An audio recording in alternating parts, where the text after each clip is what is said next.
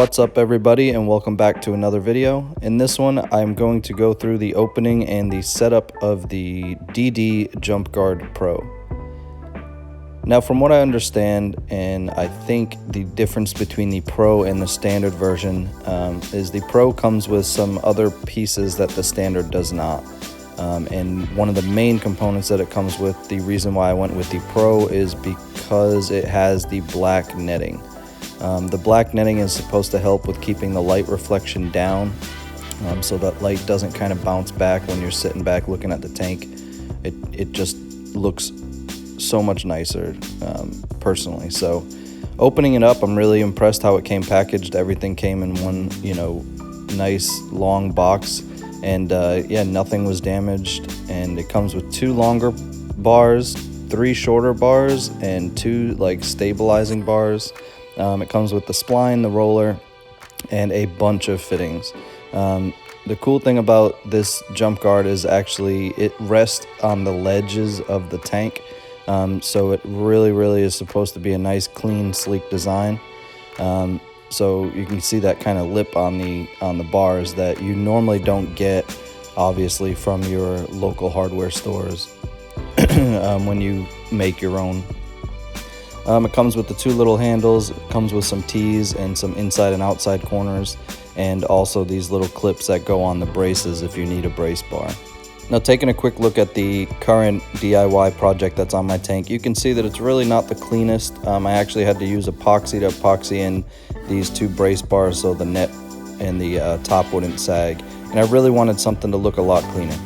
Okay everybody, so the kit is now kind of laid out on the table of, kind of the dimensions of how I'm thinking about doing this, and it's basically going to replicate the old guard that I made, and that one's just kind of flimsy, and there's a couple reasons for that, and I'll explain that in a minute. But as far as the layout, you're going to need, or as far as the tools you'll need, you're going to need a tape measure, obviously. You're going to need some way to cut it. A hacksaw works fine if you have one. You can use a chop saw. Basically any way you want to cut it, you just want to cut it, so it's nice and clean, so these hooks go into the end. Kind of draw out what your layout is. Basically where this saw blade is, that's going to be kind of the notch for where my overflow is. And the reason why I'm cutting out my overflow and not just doing a square lid is so I can access the overflow without taking the lid off if I needed to. And also there's basically this piping is a little high, as you can see right here. It's a little bit high, so it won't rest completely flat back there. So that's pretty much like the main reason, but it also allows me to access the overflow if I need to, so that actually worked out well. So I'm going to cut it out here, kind of just trace, where this overflow is, and go right back into here, as long as it's symmetrical. So that's all I care about. Now, as far as the old top that I had, I actually have a Euro brace on my tank, and it sits on these tabs right here, which I basically just siliconed in. And I don't really like that. You can kind of see it's kind of nasty looking right here, and I like everything to kind of, be clean. So the new guard basically has these tabs that sits nice and flush, which the old one doesn't have. And that's one thing about, the kits you can, the screen frame that you can buy at Lowe's or Home Depot, they won't have that tab where it sits nice and flush. Now, as far as your measurements go, like I said, measure twice, cut once. As far as these tabs, so what you want to do is you want to measure the internal dimensions of your bar. So this would be your internal dimension from the inside of the glass. And if you didn't have a Euro brace, obviously you would just measure from the inside of your frameless tank. So for me, it's right here. It goes from 42 1/4. So that is the length of the front bar. So just for an example, with the tabs, you want to cut off 1.5 inches to allow spacing for each one of these tabs to basically go, on each end of the bars. So in my case, this is my front bar, and you just kind of do the same trace. You want to reduce that by 1.5 inches. So I have 42 1/4 minus 1.5 inches. That leaves me with 40 3/4. And I've already measured the side, and then all I need to do is take these measurements here. But for now, what I'm going to do is I'm basically just going to cut 2 of these and 2 of those, and that's going to make a square, and then I'll notch out the back for where I want that. And then these clips are going to be your inside clips, so that allow you to go around an overflow, and that actually comes with the kit, so that's pretty nice.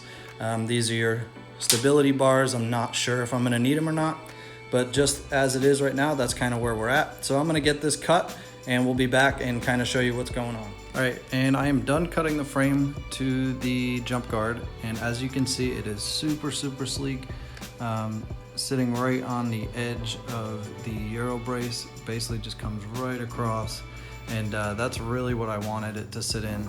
I did cut around the overflow in the back here, you can see, so it all worked out really well. It really wasn't that difficult. Like I said, you just subtract the 1.5 inches from your inner diameters that you're cutting.